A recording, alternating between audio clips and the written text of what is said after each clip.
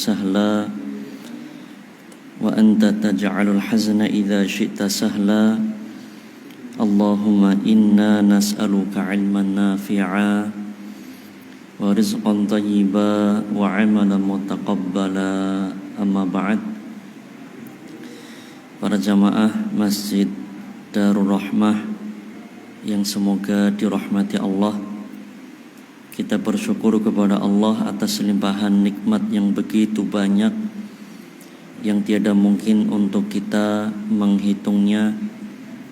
Salawat teriring salam semoga senantiasa terlimpahkan dan tercurahkan kepada baginda Rasulullah Muhammad sallallahu alaihi wasallam, kepada keluarga beliau, kerabat, sahabat serta pengikut beliau yang istiqomah hingga akhir zaman. Amin. Pripun kabare Bapak Ibu, sehat sedaya? Alhamdulillah. Semoga Allah senantiasa memberikan kesehatan dan keberkahan kepada kita semua. Amin. Bapak Ibu yang dirahmati Allah, insyaallah kita akan kembali melanjutkan pembahasan tafsir Al-Quran. Pada pertemuan sebelumnya telah kita bahas muqaddimah dari surat Al-Alaq ayat 1-5, di mana 5 ayat pertama ini merupakan ayat-ayat yang pertama kali turun kepada baginda Rasulullah sallallahu alaihi wasallam.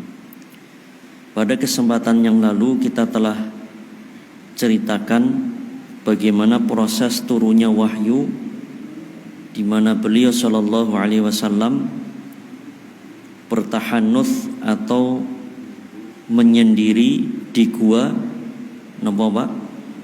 Gua Hira selama kurang lebih 1 bulan, dijelaskan oleh para ahli tarikh. Nah, singkat cerita, kita telah bahas kemarin Nabiullah baginda Rasulullah sallallahu alaihi wasallam didatangi oleh malaikat Jibril alaihissalam dalam bentuk seorang laki-laki, dipeluk sampai 3 kali dan diminta untuk membaca Iqra. Beliau menjawab, wa ma ana biqari'in, aku bukan orang yang bisa baca dan tulis. Sampai akhirnya malaikat Jibril alaihissalam mendiktekan surat Al-Alaq ayat 1-5. Dan akhirnya baginda Rasul sallallahu alaihi wasallam pulang ke rumah dalam kondisi ketakutan, dalam kondisi menggigil. Akhirnya minta diselimuti oleh istri beliau Khadijah radhiyallahu anha. Nah, kemarin sampai di situ nggih. Betul Bapak Ibu, ceritanya sampai di situ. Nah, kemarin juga kita singgung terkait bagaimana seorang istri yang mendukung suaminya di dalam perjuangan, di dalam dakwah, di dalam bekerja, di dalam mewujudkan cita-cita keluarga. Maka benar kata para pepatah, di belakang laki-laki yang hebat maka ada wanita yang hebat. Minimal ada 2 sosok wanita yang hebat di belakang seorang laki-laki yang hebat. Yang pertama adalah ibundanya. Pertama sinten Pak Bu? Ibundanya. Yang kedua adalah istrinya. Nah, kemarin kita sampai di sini di mana istri beliau Khadijah radhiyallahu anha, Khadijah bintu Khuwailid radhiyallahu anha, memotivasi beliau agar beliau tenang, tidak khawatir, dan agar beliau tetap berpikiran positif. Nah, ini sangat penting ya, memiliki sosok istri yang dewasa, yang pengertian, yang bijak, ini luar biasa, nikmat yang besar. Apalagi istri yang solehah, istri yang solehah. Bahkan sampai-sampai Nabi Shallallahu Alaihi Wasallam jelaskan kalau istri yang solehah itu adalah menyempurnakan setengah agama. Beliau Shallallahu Alaihi Wasallam sabdakan, man razaqahullahu imra'atan salihatan faqad a'anahu ala syatri dinihi falyataqillaha fi syatril baqi. Barang siapa yang Allah berikan rizki berupa istri yang solehah, jadi istri yang solehah itu adalah rezeki. Gimana Bu, Pak? Istri yang solehah itu adalah anugerah dan rizki yang besar. Faqad a'anahu ala syatri dinihi, maka sungguh Allah telah menolongnya pada setengah agamanya. Falyattaqillaha fi syatril baqi, tinggal bagaimana dia menyempurnakan setengah sisanya lagi. Mengapa dengan istri yang solehah ini telah sempurna setengah agama? Karena Bapak Ibu yang dirahmati Allah, ada begitu banyak ibadah, amal-amal soleh yang tidak akan bisa terlaksana kecuali dengan menikah, kecuali dengan punya pasangan. Contoh Pak, ya, memberi nafkah kepada istri bisa tidak dilakukan oleh bujang? Saged mboten bujang dapat pahala menafkahi istri? Saged Pak? Enggak bisa. Oh, menafkahi istri tetangganya, ya malah jadi fitnah, gimana? Ya, pahala mendidik istri dan anak ini luar biasa. Kalau laki-laki belum menikah bisa nggak meraih keutamaan dan pahala ini? Tidak bisa. Dan ada pahala-pahala yang lain, ya, itu hanya sekedar contoh saja, yang tidak akan bisa terlaksana kecuali dengan menikah. Dan ketika seseorang menikah dan diberikan istri yang solehah, itu adalah rizki yang besar. Maka monggo ibu-ibu dan para ummahat ataupun para akhwat yang menyimak melalui Embun Islam TV, monggo kita ya menjadi ibu-ibu, menjadi wanita yang solehah, yang menjadi perhiasan terbaik bagi suaminya.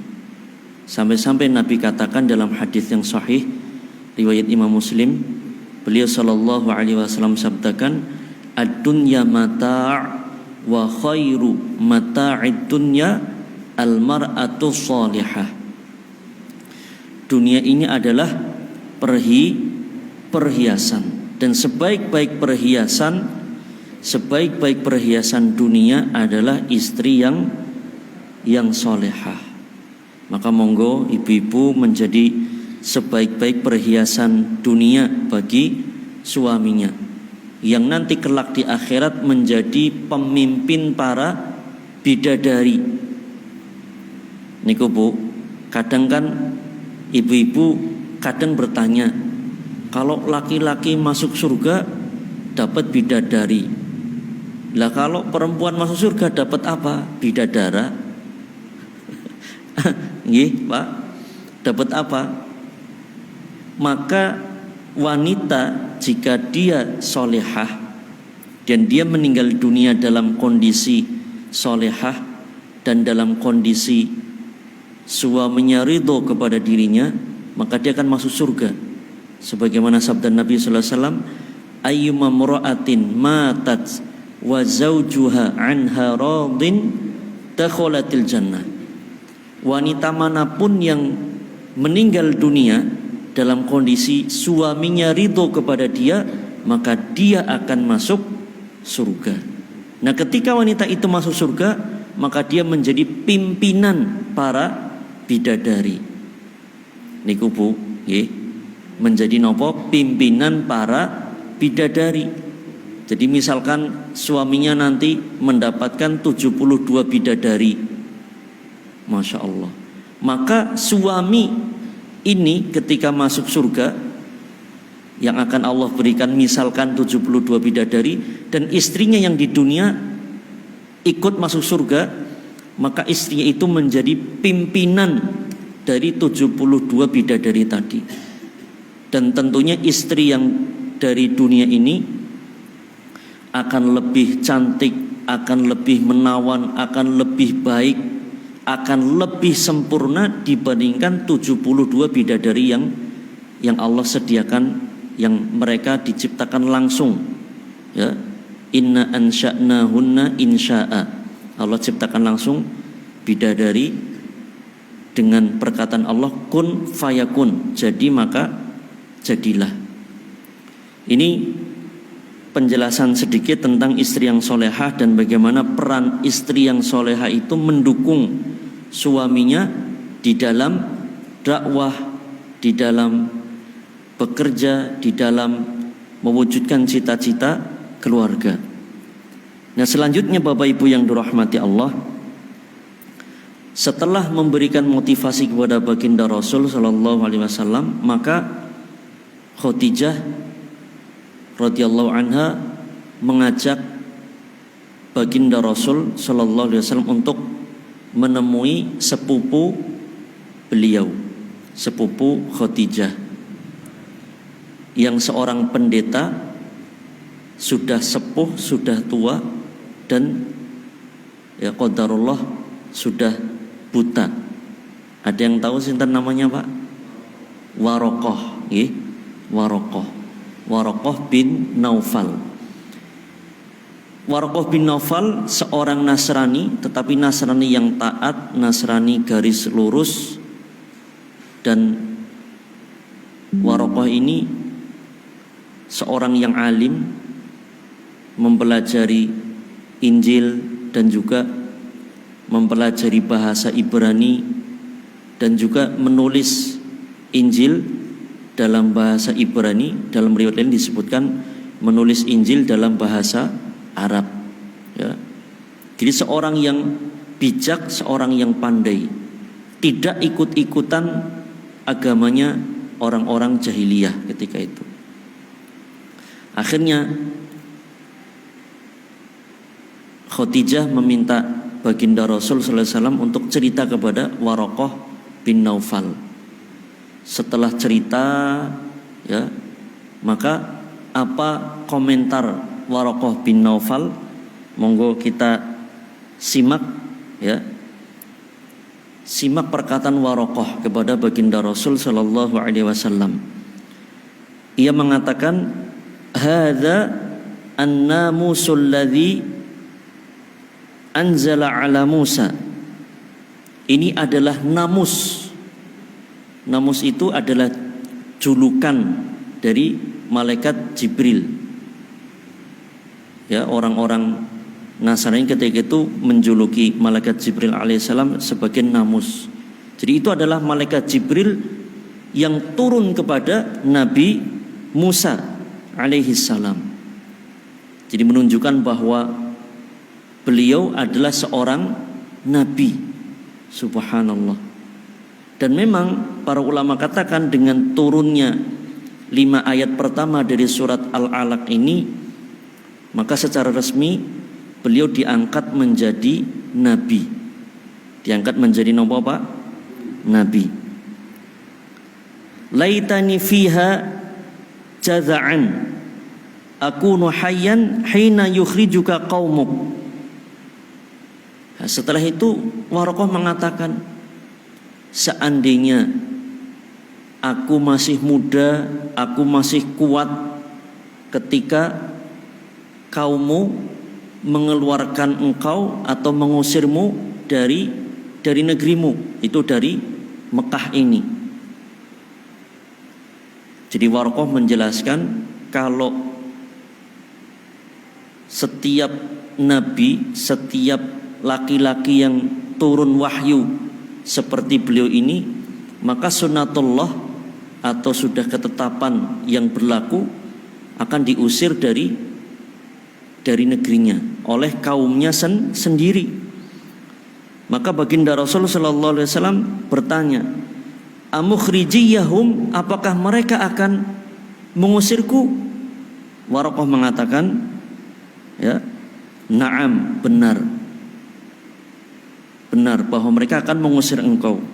Lam ya'ti rajulun qattun bima ji'ta bihi illa udhiya.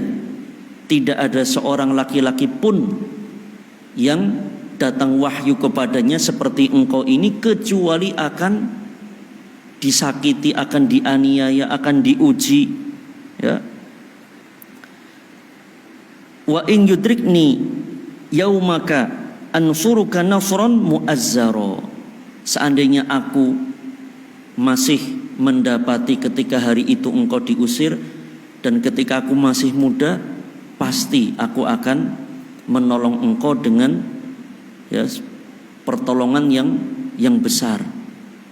Nah, ini menjadi isyarat para jamaah yang dirahmati Allah bahwa setiap nabi pasti akan diuji dengan musuh-musuh dakwah dari kaumnya sendiri, sampai diusir, dianiaya, bahkan ada nabi yang dibunuh oleh kaumnya sendiri.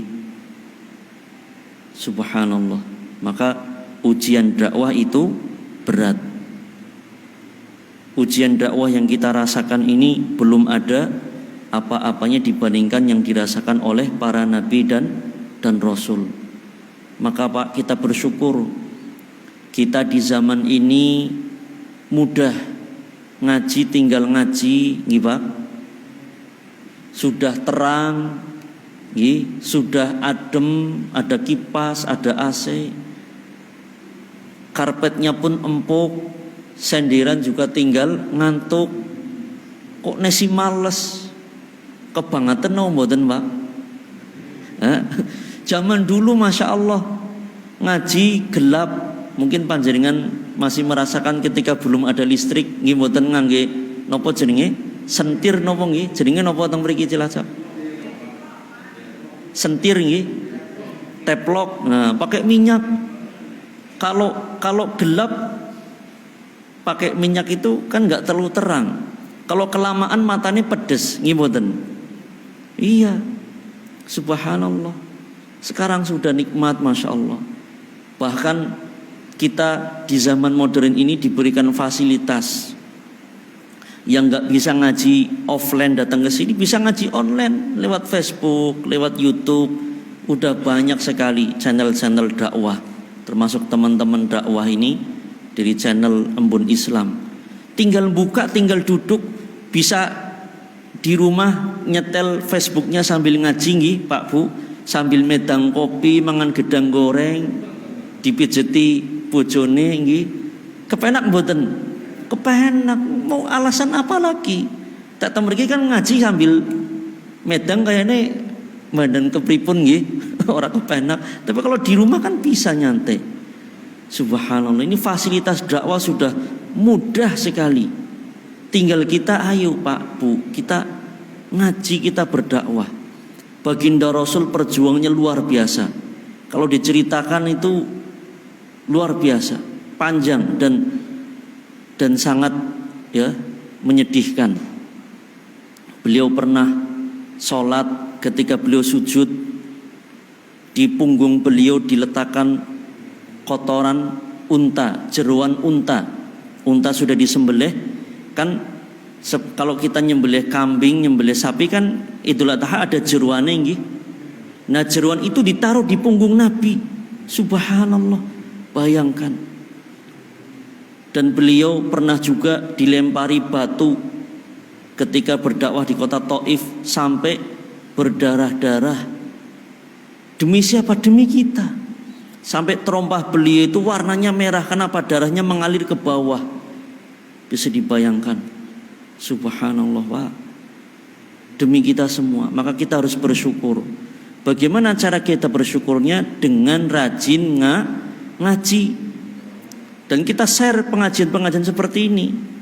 Jangan cuma kita share anu sing guyon-guyonan, sing lawak-lawak yang kurang manfaat atau hal-hal yang kurang faedah, kita share info kajian, kita share nasihat-nasihat.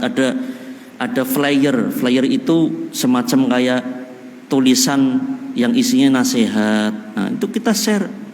Niku, itu bentuk dakwah kita di zaman modern. Nggih mboten, Pak? Kalau kita punya grup keluarga, grup WA, grup Telegram dan sejenisnya atau medsos yang lain, kita share kebaikan-kebaikan. Insya Allah itu menjadi ladang pahala bagi kita. Niku. Nah, kita lanjutkan kisah tadi. Maka setelah itu baginda Rasul sallallahu alaihi wasallam semakin mantap bahwa beliau adalah seorang nabi. Mulai menyadari ketika sebelumnya masih bingung yang datang itu siapa, kata-kata itu apa, dan harus bagaimana. Setelah ketemu Waraqah bin Naufal, beliau mulai memahami, oh ternyata demikian. Nah, setelah demikian wahyu terputus. Ada sebagian ahli sejarah yang menyatakan terputus 2,5 tahun atau 3 tahun. Tetapi pendapat yang lebih tepat, sebagaimana dijelaskan oleh Syekh Sofiyur Rahman Al-Mubarakfuri dalam kitab beliau Ar-Rahiqul Makhtum, wahyu terputus cuma beberapa hari saja. Jadi tidak terlalu lama. Nah, ketika masa wahyu terputus ini, beliau juga mulai bimbang. Katanya beliau seorang nabi, tapi kok wahyu terputus, bagaimana ini? Akhirnya beliau mulai merenung kembali. Nah, ketika dalam posisi gelisah seperti itu, beliau mencoba naik gunung, naik bukit-bukit, ya termasuk bukit yang di situ ada gua Hira. Nah, ketika itu setelah selang beberapa hari beliau sedang menaiki bukit dan beliau sedang dalam kondisi bimbang, bingung selanjutnya bagaimana, seperti apa. Maka beliau mendengar suara yang inti suara itu mengatakan begini, wahai Muhammad, bahwa engkau adalah Nabi Allah yang benar. Dengar suara seperti itu. Nah, ini bukan suara goib seperti kita dengar ada orang di petilasan atau orang di pertapaan dapat suara goib sing jenenge napa, Pak? Pangsit. Wangsit nggih? Bukan, ini suara dari malaikat Jibril alaihi salam. Ketika mencari-cari tidak mendapati, akhirnya beliau melihat ke arah langit. Ternyata subhanallah, malaikat Jibril dalam wujud yang besar duduk di atas kursi antara langit dan bumi. Bisa dibayangkan, Pak? Malaikat Jibril duduk di atas kursi antara langit dengan bumi, jadi di awang-awang. Melihat itu baginda Rasulullah SAW ketakutan. Akhirnya beliau lari kembali ke rumah, kemudian minta kepada istrinya lagi, Khadijah radhiyallahu anha, untuk diselimuti, zammiluni.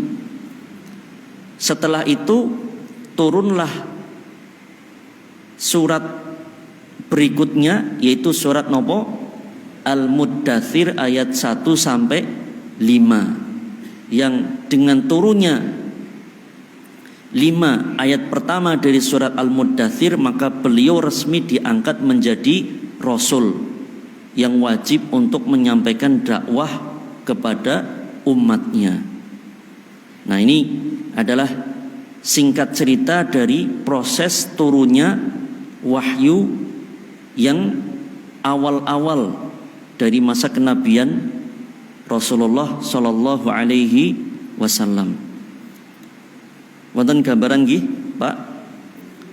Maka kita mulai masuk kepada tafsir dari surat Al-Alaq ayat 1 sampai 5. Setelah kita bahas bagaimana kisah turunnya wahyu tersebut, akan kita bahas makna, kandungan dan tafsir dari surat Al-Alaq ayat 1 sampai 5.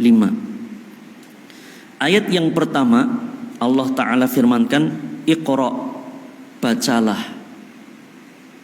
Artinya nopo? Bacalah. Iqra, bacalah, bismi rabbikal ladzi khalaq. Bacalah dengan menyebut nama Rabbmu, alladzi khalaqa, yang telah menciptakan. Jadi kata yang pertama adalah Iqra, bacalah. Ini memerintahkan kita untuk membaca, untuk belajar. Karena membaca itu adalah miftahul ilm, kuncinya ilmu. Kuncinya ilmu dengan apa, Pak? Membaca.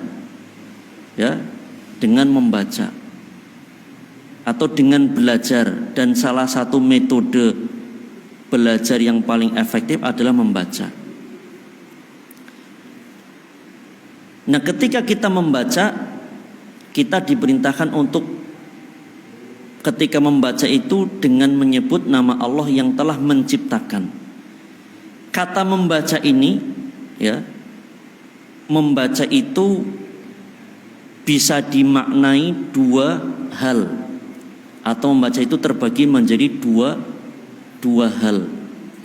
Pertama, membaca yang tersurat. Membaca yang apa, Pak? Tersurat. Yang kedua, membaca yang tersirat. Bedanya nopo niki? Membaca yang tersurat adalah membaca yang nopo? Sesuatu yang tertulis. Gimana? Sesuatu yang tertulis, entah tertulis di buku, di kertas, atau di HP, itu bagian dari membaca. Membaca tulisan. Yang kedua, membaca yang tersirat, sesuatu yang tidak tertulis. Jadi dua metode membaca ini adalah metode yang sangat utama. Jika baginda Rasul Shallallahu Alaihi Wasallam, beliau seorang ummi, seorang yang tidak bisa baca dan tulis, dan itu memang sengaja Allah atur sebagai bentuk kemukjizatan Al-Quran, bahwa itu bukan karangan dari Muhammad Sallallahu Alaihi Wasallam, bukan, karena beliau tidak bisa baca dan tulis, ya. Namun beliau selalu, semenjak dari masa muda beliau sampai ketika beliau diangkat menjadi Nabi dan Rasul usia 40 tahun, beliau itu selalu membaca. Membaca yang jenis mana, Pak? Tersurat atau tersirat? Tersirat. Makanya beliau sampai bertahanuts menyendiri di Gua Hiro itu sambil membaca. Membaca apa? Membaca keadaan, membaca lingkungan, membaca kehidupan. Membaca kehidupan orang-orang Quraisy, orang-orang Arab jahiliyah, memprihatinkan. Pada seneng gelut, seneng perang, nyembah patung, ada masalah sedikit, berantem antar suku, sukanya minum khamr, kemudian nopo malih ketika lahir anak perempuan dikubur hidup-hidup. Subhanallah, kondisi yang sangat memprihatinkan. Dan ketika mereka tawaf, orang-orang jahiliyah ketika musim haji ataupun di luar musim haji, ketika tawaf itu sebagian dari mereka tawaf dalam kondisi, ngapunten Pak, uryanan, tidak pakai baju. Pripun niku Pak? Ya, telanjang, tidak pakai baju. Karena keyakinan mereka, ya, jangan sampai ketika mereka ibadah, kalau baju itu hasil dari harta yang kurang baik, ya jangan sampai mereka pakai. Dan ada lagi yang beribadah dengan cara tawaf keliling Ka'bah dengan cara bersiul-siul dan sambil tepuk tangan. Jadi beliau melihat kondisi yang begitu begitu memprihatinkan. Beliau merenung lama. Ini yang benar seperti apa? Cara ngerubahnya bagaimana? Mulainya dari mana? Harus seperti apa? Beliau bingung. Nah, sampai akhirnya Allah turunkan jawaban tadi. Surat Al-Alaq ayat 1 sampai 5. Maka Iqra, kita disuruh untuk belajar. Kita disuruh untuk membaca. Entah itu belajar dari sesuatu yang tersurat, yaitu diantaranya adalah Al-Quran, ayat-ayat yang tersurat, ataupun kita membaca keagungan Allah, ayat-ayat yang tersirat tentang kebesaran Allah di alam semesta, penciptaan langit, penciptaan bumi, penciptaan gunung, laut, dataran rendah, dataran tinggi. Ini semua adalah bentuk membaca. Sampai-sampai di dalam surat Az-Zariyat Allah nyatakan wa fi anfusikum afala tubsirun. Wa fi anfusikum, dan di dalam diri kalian wahai manusia terdapat tanda-tanda keagungan Allah. Afala tubsirun, mengapa kalian tidak melihat? Niku Pak. Jadi kita diperintahkan untuk belajar ayat-ayat Allah yang tersurat ataupun keagungan Allah yang tersirat.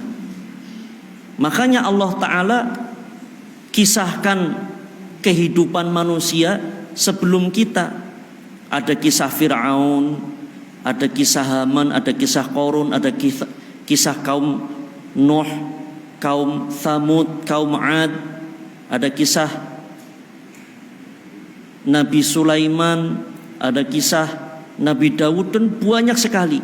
Agar apa? Agar kita tidak hanya membaca yang tersurat, tapi membaca yang tersirat dari kehidupan mereka. Pelajaran apa yang bisa kita ambil.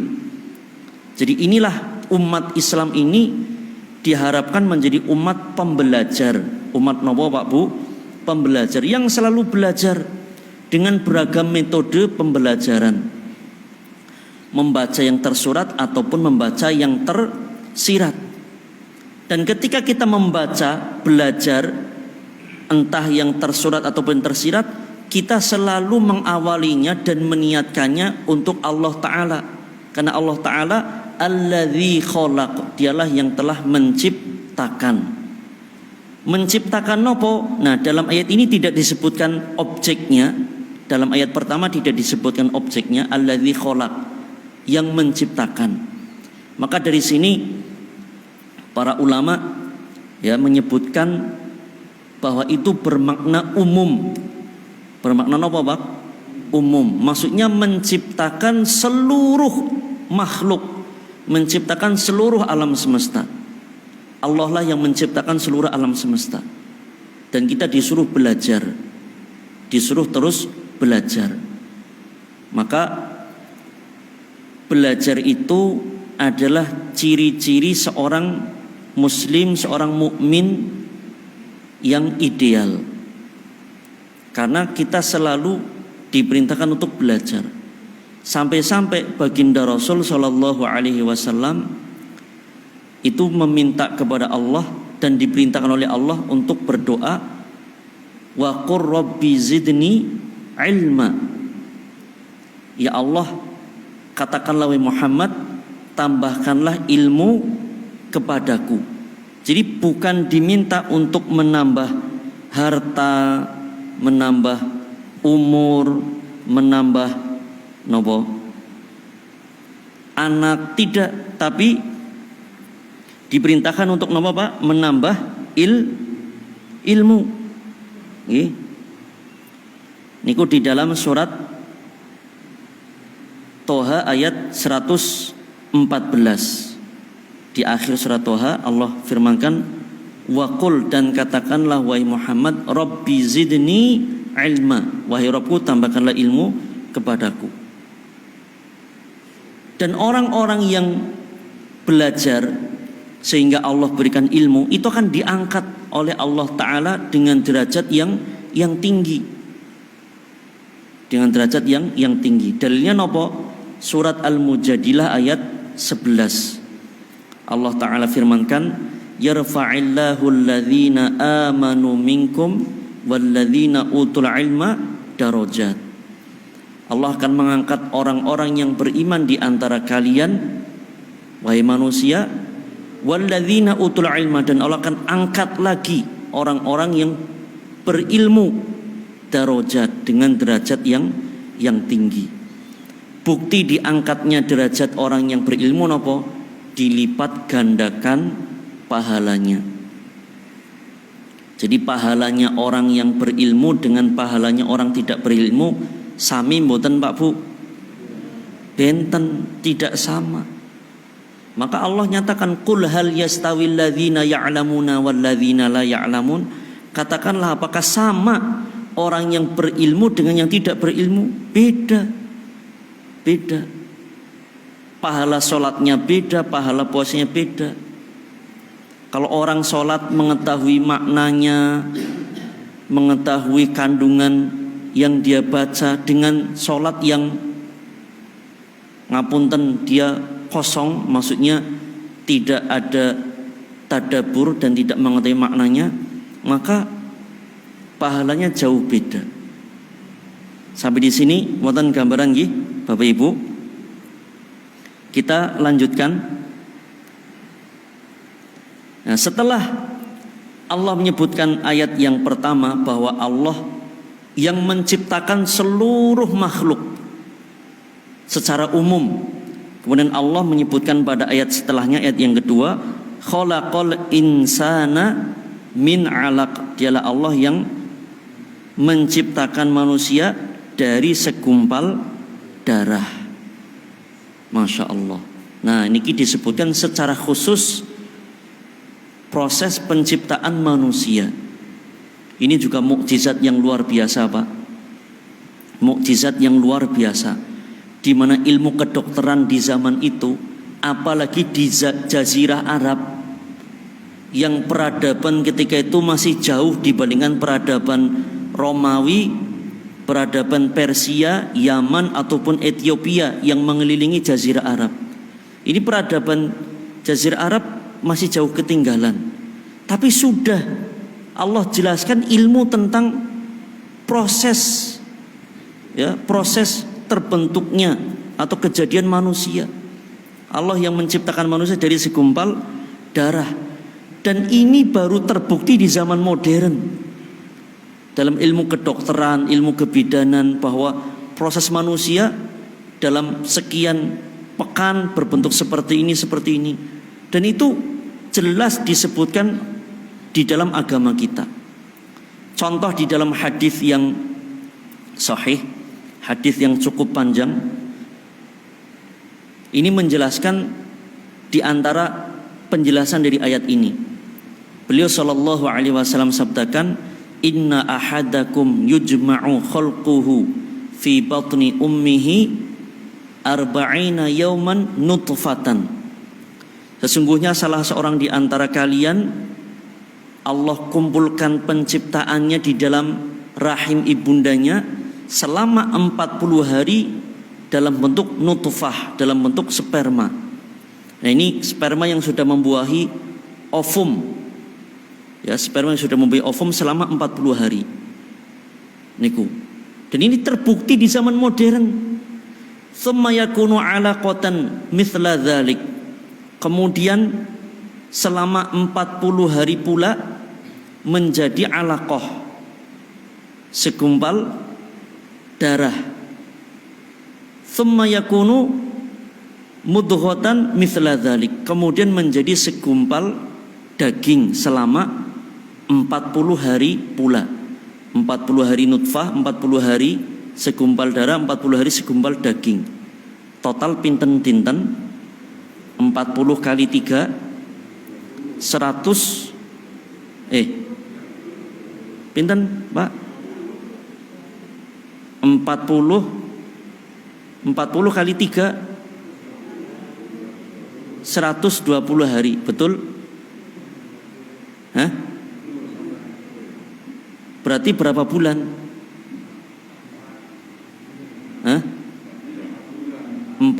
bulan.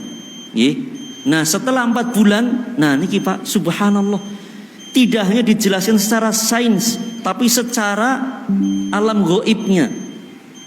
Fayursalu ilaihil malak, kemudian Allah utus malaikat khusus yang membawa roh. Jadi roh yang ada di alam arwah, di mana kita di alam arwah itu sudah janji kita akan menyembah Allah. Itu kalau jasad kita sudah siap di dalam rahim ibunda kita, itu sudah ada datanya nggih. Oh, roh jasadnya si fulan bin fulan bin fulan bin fulan bin fulan bin fulan al-fulani sudah siap. Rohnya diambil, ditugaskan malaikat khusus. Fayanfukhu fih roh, kemudian rohnya ditiupkan. Ini alam gaibnya. Dan tidak hanya sampai di situ, itu sampai kepada nasib janin ini. Subhanallah. Nasib janin ini ke depan. Wa ya'muru bi arba'i kalimatin. Diperintahkan untuk, malaikat tadi diperintahkan untuk mencatat 4 perkara. Bikat birizkihi, rizkinya dicatat. Wa ajalihi, dan ajalnya. Jadi dia belum lahir tapi sudah ditentukan umurnya. Umur dia nanti hidup di dunia berapa lama udah ditulis Pak, dan tidak akan meleset. Subhanallah. Wa ajalihi wa amalihi, dan amalnya dia akan berbuat apa saja. Allah sudah Maha tahu, udah ditulis itu. Dan sampai akhir kehidupannya nanti ketika ajalnya datang, kondisinya bagaimana? Wa syaqiyun aw sa'idun, apakah menjadi hamba yang celaka atau hamba yang bahagia? Apakah mendapat husnul khotimah atau su'ul khotimah? Mendapat nikmat kubur atau siksa kubur? Menjadi ahli surga atau ahli neraka? Sudah ada catatannya Pak. Subhanallah. Dan itu semua termasuk rahasia Allah. Di akhir surat Luqman Allah sebutkan ada 5 kunci perkara gaib. 5 kunci perkara gaib. Allah jelaskan, innallaha 'indahu 'ilmus sa'ah wa yunazzilul ghaitha wa ya'lamu ma fil arham wa ma tadri nafsun madza taksibu ghadan wa ma tadri nafsun bi ayyi ardin tamut innallaha 'alimun khabir. 5 perkara gaib ini apa? Innallaha 'indahu 'ilmus sa'ah, milik Allah lah ilmu tentang hari kiamat. Ini pertama. Wa yunazzilul ghaitha, dan Allah lah yang menurunkan hujan. Jadi hujan rahasia Allah. Yang ketiga, wa ya'lamu ma fil arham, dan Allah mengetahui apa yang ada di dalam rahim, prosesnya sampai roh ditiup, sampai ajalnya, amalnya, sampai nanti endingnya menjadi orang yang bahagia atau orang yang celaka. Yang keempat, wa ma tadri nafsun madza taksibu ghadan, setiap jiwa tidak mengetahui apa yang akan dia kerjakan esok hari. Dan yang terakhir, wa ma tadri nafsun bi ayyi ardin tamut, dan setiap jiwa tidak mengetahui di belahan bumi sebelah mana dia akan meninggal dunia. Sampai dia meninggal di mana sudah tercatat, dan itu menjadi rahasia Allah. Innallaha 'alimun khabir, sesungguhnya Allah Maha mengetahui lagi Maha mengenal. Jadi subhanallah Pak, tentang ilmu rahim ya, ini kan juga menjadi motivasi bagi kaum muslimin agar mempelajari ilmu kedokteran, mempelajari ilmu kebidanan, karena Allah sudah pancing dengan firman-Nya. Di situ mengandung kalimat ya, khalaqal insana min 'alaq, agar kita berpikir. Nah, jawabannya baru ketemu kapan Pak? Di zaman modern ini. Nggih mboten? Subhanallah niku. Ini mukjizat yang luar biasa. Niku baru 2 ayat saja sudah bel nggih Pak. Insyaallah kita lanjutkan pada pertemuan berikutnya. Semoga apa yang kita bahas ini bisa kita fahami dan menambah keyakinan kita terhadap Al-Quran dan menambah keimanan serta ketakwaan kita. Amin. Monggo sebelum diakhiri, jika wonten pertanyaan, monggo Bapak Ibu dipersilahkan.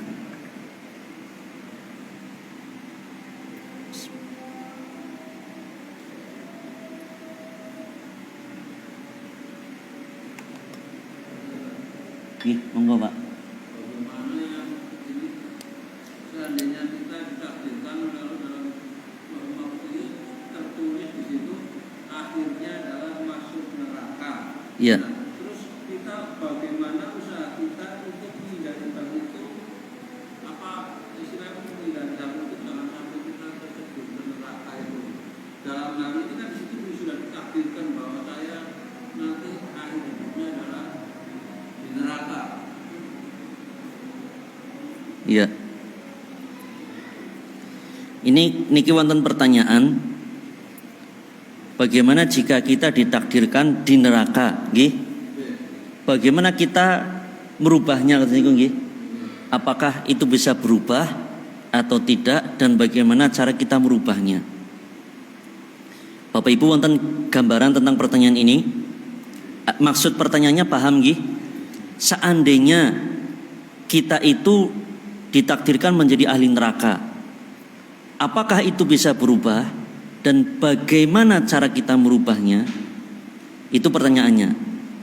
Wonten gambaran nggih Bapak Ibu terhadap pertanyaan ini nggih. Maka kita jawab yang pertama bahwa yang namanya takdir itu kita tidak tahu. Tidak tahu tentang takdir kita.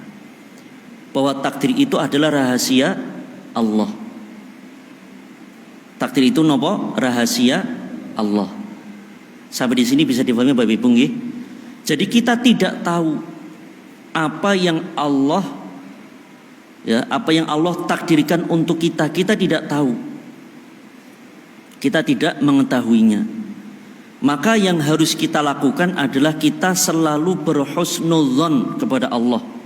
Bahwa Allah tetapkan untuk kita kebaikan. Dan kita diperintahkan untuk berusaha semaksimal mungkin, sebaik mungkin. Niku. Ketika baginda Rasul sallallahu alaihi wasallam menjelaskan bahwa setiap manusia sudah ditetapkan maq'aduhu, tempat nanti akhirnya di surga atau di neraka. Baginda Rasul pernah menyebutkan ini di depan para sahabat. Maka para sahabat bertanya, kalau kita sudah ditetapkan, maka untuk apa beramal? Nah, jadi seolah-olah kayak kita tidak punya peluang untuk merubah, atau kita tidak punya peluang untuk berusaha. Maka Nabi SAW sabdakan, i'malu fakullun muyassarun lima khuliqalahu. Beramalah kalian, berusahalah kalian, maka setiap orang akan dimudahkan atas apa yang Allah ciptakan untuk dirinya. Nah, kita kan tidak tahu Allah mentakdirkan kita apa. Dan seandainya itu sudah ditetapkan, apakah bisa berubah? Maka ada takdir-takdir yang bisa berubah dengan usaha kita. Allah jelaskan di dalam surat Ar-Ra'd. Nanti panjenengan bisa cek nanti surat nopo Ar-Ra'du ayat 39. Surat nopo Ar-Ra'du ayat 39. Allah Ta'ala firmankan, yamhullahu ma yasha'u wa yuthbit wa indahu ummul kitab. Yamhullahu ma yasha' wa yuthbit. Yamhullah, Allah merubah apa saja yang Allah kehendaki, wa yuthbit, dan Allah menetapkan apa saja yang Allah kehendaki. Maksudnya Allah berkehendak untuk menghapus takdir atau merubah takdir atau menetapkan takdir, itu semua kehendak Allah. Jadi ada peluang kalau dilihat dari ayat ini. Karena memang ada takdir, dua jenis takdir. Pertama takdir mubrom atau takdir al-muthbat, takdir yang tidak bisa berubah. Itu jenis takdir yang pertama. Jenis takdir yang kedua adalah takdir al-mu'allaq, takdir yang bisa berubah, di mana kita memang diberi peluang untuk merubahnya. Nah, ketika Allah menyebutkan yamhullahu ma yasha' wa yuthbit, di akhir ayat Allah sebutkan wa indahu ummul kitab, dan di sisi Allah lah ada Ummul Kitab. Ummul Kitab itu adalah nama lain dari Al-Lauhul Mahfuz. Lauhul Mahfuz itu adalah tempat di mana database atau catatan seluruh makhluk Allah tuliskan di sana. Semua dari awal penciptaan sampai akhir penciptaan ada di Lauhul Mahfuz. Nah, jadi itu menunjukkan seandainya ya kita ditetapkan hal yang kurang baik oleh Allah, seandainya, apakah kita punya peluang? Punya, bisa merubah. Maka disitulah di ayat sebelumnya itu kan tadi surat Ar-Ra'd ayat pinten Pak? Ayat pinten 39. Kita agak mundur di surat Ar-Ra'd ayat 11. Ayat pinten? Ayat 11. Nah, itu ayatnya agak panjang sedikit. Di tengah-tengah ayat ini penggalan ayat yang sering kita dengar. Innallaha la yughayyiru ma biqaumin hatta yughayyiru ma bi anfusihim. Ketemu Pak? Nah, surat pinten? Ar-Ra'd ayat 11. Yang artinya sungguhnya Allah tidak akan merubah kondisi suatu kaum. Allah tidak akan merubah kondisi suatu kaum sampai mereka berusaha untuk merubah kondisi mereka sendiri. Jadi ada peluang tidak untuk berubah Pak? Ada. Tapi kan kita dari awal tidak tahu apa yang Allah tetapkan untuk kita. Yang harus kita perbuat pertama husnudzon kepada Allah, bahwa Allah tetapkan yang terbaik untuk kita. Kedua, kita selalu berusaha maksimal untuk yang terbaik. Sehingga ketiga, seandainya ada hal-hal yang awalnya ditetapkan kurang baik, kita bisa merubahnya menjadi hal yang lebih baik. Niku contoh bala atau bencana yang awalnya Allah turunkan, itu bisa pergi, bisa tertolak dengan apa Pak? Doa. Dengan doa, dengan sedekah. Ini dua contoh. Dengan doa ya, di dalam hadis riwayat Imam Al-Hakim dan yang lainnya kalau tidak salah ya, dari istri Nabi SAW Aisyah radhiyallahu anha, ini secara sanad diperbincangkan para ulama tetapi secara makna sahih. Beliau sabdakan sallallahu alaihi wasallam, la yughni hadharun min qadarin. Kehati-hatian tidak bermanfaat untuk merubah takdir. Kalau Allah sudah takdirkan celaka, kita hati-hati masih bisa celaka mboten? Masih. Kita hati-hati tapi orang lain tidak hati-hati nabrak. Nggih mboten? Seperti kejadian belum lama. Mungkin sekeluarga naik motor hati-hati tapi ada truk yang tidak hati-hati dia nabrak.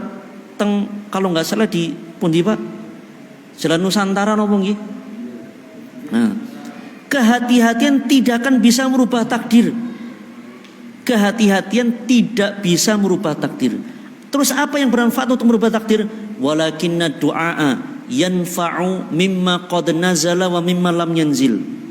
Akan tetapi doa bisa bermanfaat untuk merubah takdir, untuk menolak bala yang sudah turun diangkat ataupun yang belum turun dicegah. Ya, wal bala'u yanzil, bencana itu turun, fayatalaqahu ad-du'a, maka dihadang oleh doa, faya'talijani ila yaumil qiyamah, maka doa dengan bala tadi akan bertarung sampai hari kiamat. Kalau doanya kuat bisa menolak bala. Kalau doanya lemah, kurang kuat, maka tidak bisa mencegah bala.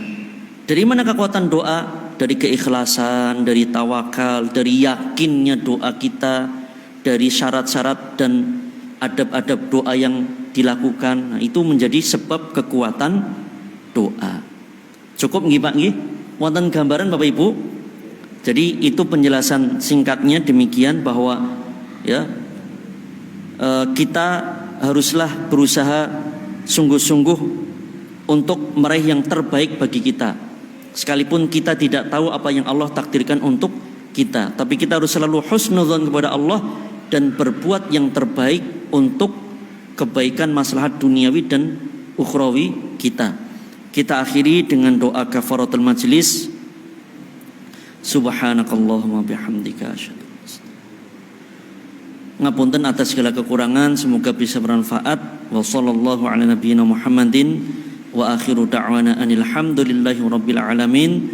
Wassalamu alaikum warahmatullahi wabarakatuh.